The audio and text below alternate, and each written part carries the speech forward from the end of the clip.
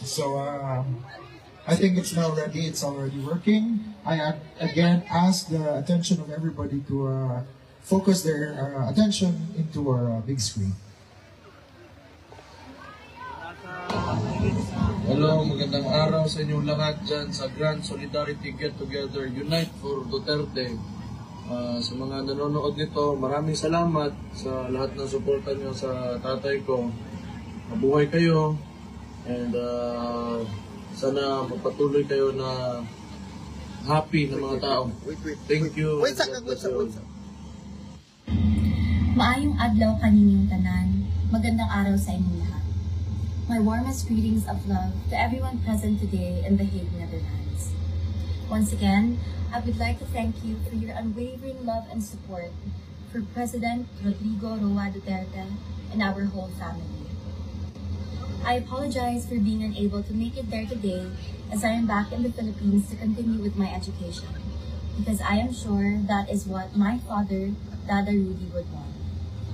But rest assured, I am one with you in spirit. I kindly ask you to continue being in collective prayer for our Tatay Digong. May we also continue to be the hope of our beloved country, the Philippines. Mga kababayan ko, let us not stop until our Tatay Digong is safely back home. Again, maraming salamat sa inyo.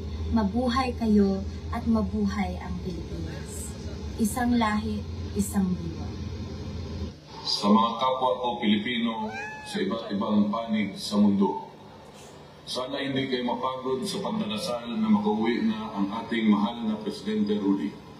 Gaya ng sabi niya, ang kanyang buhay ay sinakripisyo niya para sa bayan mula pa noon hanggang ngayon. At sa edad niya ngayon, nararapat lang na ibalik siya sa bayan na kanyang pinakamamahal at namadama naman niya kahit paano na mamuhay na isang super senior citizen o makatilaw siya sa iyang mga discount. Maraming salamat sa patuloy ninyong suporta at pagmamahal sa aming ama. Tinatanaw namin tong isang malaking utang na loob. Salig lang ta sa Ginoo ug amping tanan kanunay.